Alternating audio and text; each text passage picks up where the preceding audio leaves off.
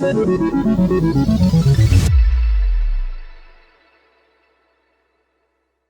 friends, I'm Les Mood, your host. Welcome to the Destination for Innovation series brought to you by the City of Bakersfield and Green Tech Network. Today we have a very special guest, NaTesha T Johnson. Welcome to the show. Thank you for having me. Absolutely. So could you share a little bit about yourself or maybe something that the world or the community doesn't Oh my goodness. Well, I'm NaTesha T Johnson. It's really easy because it's just like a nice cool glass of iced tea. I'm born and raised here in Bakersfield, California. I'm the Director of Entrepreneurship and Workforce Development for Kern Community District, where I bring business back. Something that people don't know about me is I think I'm very transparent about everything, so this is a very hard question. I would say I like to sing a lot. Not like a choir member or a Beyonce singer, because I don't sing that way, but sometimes I can talk with somebody and then just start singing like, yeah, you remember that? Oh. Hey! Yeah, so there's a song for every situation, so. Oh, that's really cool, actually. My daughters like to sing. They sing all day long, so you can come and sing to them. They would love it. Oh, does she sing as well? Yeah, well, we have 4 daughters, and they all sing. My wife doesn't sing as much as they do, but when they're together, they all sing. I'm not a singer, though. That's the thing. It could be kind of an ADHD thing. Do you think I'm self-diagnosing myself? But yeah, I enjoy songs. I think everyone should have a song in their heart. Mm-hmm. Speaking of your song and your journey, where would you say your journey began, your professional journey? I would say my professional journey began me starting my own business. And I started as an event logistics business, Upside Productions, and we were doing events all the way up to the Bakersfield Wing Festival, where I co-owned it with Christopher Evans. And so just bringing people together, managing events, making people smile, making things a lot easier is where I started my journey. Now, since then, the pandemic happened and I had to pivot. And so without events, there was no revenue coming in. And so I had to really sit back and assess my talents. And one thing that I was really good at was organizing, strategic planning, and really identifying situations and coming up with solutions, which brought me with, hey, how can I take my own small business experience and help others? And so it really kind of evolved into an entrepreneurialism venture in helping others. And so I would say my professional entrepreneurship journey began with the pandemic. Wow. Yes, wow. With the pandemic. And even though I've been in it for many, many years, I think it really transformed because the passion came and really understanding my purpose really sprouted from, okay, we're all sitting at home, we all have businesses, no one's making money here, how can we sustain what we do have being in the face of adversity, which is COVID-19, so, which leads me to this place. Well, I'm really glad you're here, and that's such an inspiring story. I personally pivoted myself, and here we are because of that pivot, and thanks to COVID. So I called it the solar silver lining because I was in the solar business, but now we just call it the COVID silver lining, right? Yes, there is a silver lining into that, so I'm excited about it. How did you get here? Not how did you get here, but what are you doing now that you're here? And what does that look like? Not only am I bringing business back, I'm able to identify some of the needs our small businesses have. So what my niche is right now is making sure that our small-based businesses, they have access to capital, which is very important. Because you can have a business idea, you can have a dream and a hope all you want, but if you don't have that capital, you're at a standstill. So really sitting down with our small businesses and saying, what do you want? What do you need? How can we help advance that? Identifying ways for them to develop their business plan. I always say if you can have a business, but if you don't have a plan, you don't have a business. So you need a business plan. So what I'm doing now is really meeting, coaching, mentoring, bringing in our small businesses and giving them the business technical support through the Bakersfield College Launchpad. And so we think it, we'll help you grow it, and together we will launch it. Amazing, yeah, absolutely. So what do you, you've done a lot, been through a lot, and COVID was one of those examples. Could you share maybe a struggle and triumph associated with that struggle that we could learn from? Yeah, the struggle is not having any money coming in. That's a huge struggle because mouths, they need to be fed and bills need to be paid. I would feel that my biggest challenge during that time is the rebranding part of it, because everyone knew me as, oh, she's the production girl. She's the one that does the logistics. She's the one that if you needed something for an event, you know how to get it done by going through Upside. Now, even though I'm talented in this area of strategic planning, I have to now rebrand and convince everyone, hey, trust me with your business. Trust me with what you have going on with your organization, so I can help you build it, so I can help you bring sustainability to it. So I would say that was my biggest challenge, but I think I've triumphed through it, because now my name is associated now with entrepreneurialism. And so, but you have to give more than 100%. It's an all day thing. It's a lifetime commitment. And I say that because every business operates differently, and everyone's going to operate at a different stage. Like your stage is advanced. You're in the accelerated stage. Some people are in the incubation stage of business, and so it may take a lot longer to work with them. And some people are just entrepreneurs. You know those entrepreneurs. They still sit on the couch wanting, thinking. So I have a passion for it.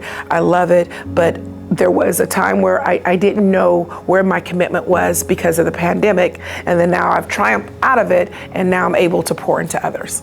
Really amazing. And I love how you said sustainability.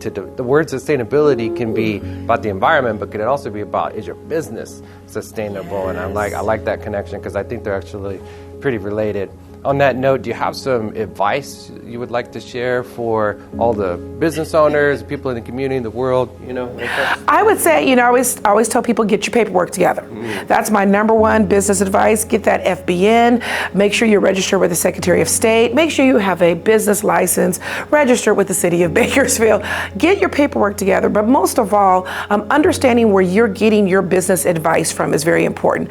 I always tell people this: if you're not willing to loan them money, don't be willing to accept advice from them when it comes to business.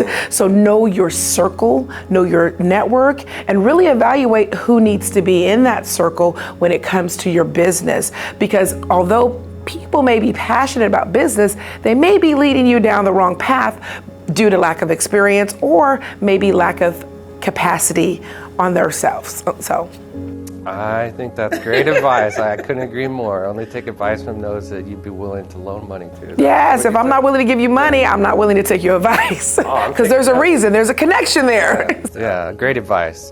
So this next part of the interview is more of a thought experiment. There's a lot of things standing in the way of what we may think that we would like to see happen, and roadblocks and all that. So we're going to cast that away. We're going to think about what the possibilities are. Are you ready? I'm ready. Right. Okay. You're a possibility person. I keep things on the upside. Yeah, absolutely. Okay, so the first question is, do you have some low-hanging fruit advice or something? What is some low-hanging fruit that people could bite into to make the world a better place? I would say the low-hanging fruit to make things a better place is, I know I'm going to get the connection here, but write it down. And what I mean by write it down, if you have a vision for your community, if you have something that you want done, if you see something that you don't like, write it down. Because I believe that if you don't write it down, it doesn't exist. Once you write it down, then you can find different ways to grasp onto that low-hanging fruit. And it doesn't have to be something major. Oftentimes people think that, oh, I need a team to do it, or I need to create a nonprofit to do it.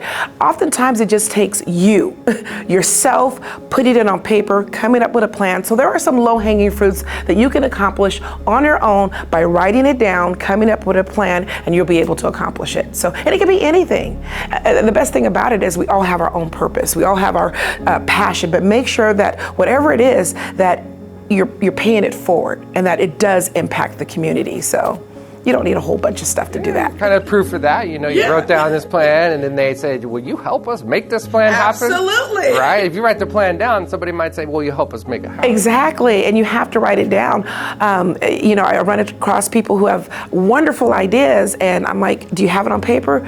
And what happened was, and so let's get it on paper, let's get it thought out right, so we can make it happen, that we can launch it to make it happen. Mm-hmm. Speaking of, making it happen, what are some of the bigger challenges and opportunities you think our community or the world should tackle? I think in our community, some bigger challenges or bigger opportunities is become a part of the process. If you're not at the table, you're on the menu. And so if you don't like a political process, if you don't like what's going on in education, join the board. Become a part of city council. Join the political process. A lot of people say, I don't want to get into politics. We are all a part of politics one way or the other. And if you don't speak up for yourself, someone else will speak for you. So there are bigger things that you can do. That means really physically, mentally, spiritually becoming a part of it. There's some issues right now. We're dealing with homelessness in Kern County. Well, it's great handing out food and sandwiches and providing resources for them, but there's also another legislative area that we can help into. How can we provide housing economically for those that are living on the streets? So when we look at the bigger opportunities, look all the way up and figure out how you can fit into one of those levels to help impact your community. I love it. And in terms of community, what role do you see community playing in leveling up? I say community needs to take accountability. A lot of people don't like when I say that. Oftentimes we're kind of you, and I think sometimes we need to sit back and say, how can we help? And I think the community can take responsibility and say, how can we help? How can I help?